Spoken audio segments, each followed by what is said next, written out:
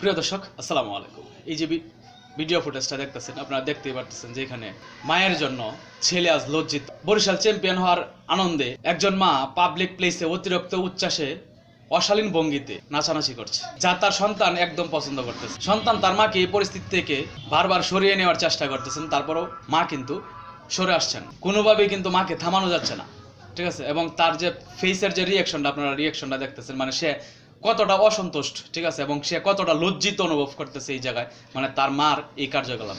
আমাদের মায়েদের বর্তমান যারা মডেল মা আছেন, ঠিক আছে, আমাদের মায়েদের বোঝা উচিত যে অনেক সময় তাদের কারণে তাদের সন্তানরা যে লজ্জিত হয়, ঠিক আছে, তাদের কারণে তাদের সন্তানরা যে কষ্ট পায়, এটা বোঝা উচিত, ঠিক আছে। অনেক কিছু করতে চাইলেও যখন আপনি মা হবেন, ঠিক আছে, তখন আপনার অনেক কিছু আপনার ভিতর থেকে পরিবর্তন করতে হবে, যেই পরিবর্তনগুলো আপনার সন্তানকে স্বস্তি দেয়, আর যেই মানে আপনার কাজগুলা আপনার সন্তান মানে কষ্ট পায়, সেই জায়গা থেকে আপনার বেরিয়ে আসতে হবে। আজকে দেখেন ছেলেটা, ঠিক আছে, কতটা অসহায় এই জায়গায়, ঠিক আছে, শুধুমাত্র তার মায়ের জন্য। মা ছেলে দুইজনে আসছে খেলা দেখার জন্য, কিন্তু মায়ের এই মানে অশ্লীলতার কারণে, মায়ের এই মানে আচরণের কারণে মানে ছেলেটা কতটা অসহায় হয়ে পড়ছে। সে পারতেছে না এই জায়গায় কান্না করতে, সে পারতেছে না মাকে জোর করে এই জায়গা থেকে নিয়ে যেতে, কারণ মা এই জায়গা থেকে যাইতেছে না, ঠিক আছে। কিন্তু সে চাইতেছে না যে তার মাকে এইভাবে সোশ্যাল মিডিয়া কাভার করুক এবং এর জন্য সে লজ্জিত হোক।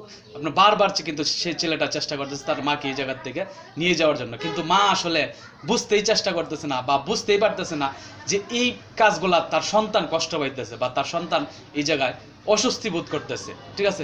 মার এই মানে বোধগম্যই হচ্ছে না বা মার দৃষ্টি ওই দিকে নাই, ঠিক আছে, যে তার সন্তানটা কষ্ট পাইতেছে। সে মানে আনন্দে উল্লাসে ব্যস্ত, সে এতটাই আনন্দে উল্লাসে ব্যস্ত যে তার সন্তানের চেহারা বোঝার মতো বা সন্তানের চেহারাটার দিকে তাকানোর মতো তার সময় নেই, এবং সন্তানের যে আপনার রিয়াকশনটা, সেই রিয়াকশনটা বোঝার মতো ক্ষমতা তার নেই। মা আপনি শ্রেষ্ঠ, মা আপনি মহান, কিন্তু আপনি মার জন্য যেন আপনার সন্তান কষ্ট না পায় সেই দিকটাও আপনার নজর রাখতে হবে, ঠিক আছে। আপনার সন্তান যেন আপনাকে নিয়ে যেন গর্বিত হয়, এই ধরনের আপনার কাজ করেন, ঠিক আছে। আপনার জন্য যেন একজন সন্তান অসম্মানিত না হয়।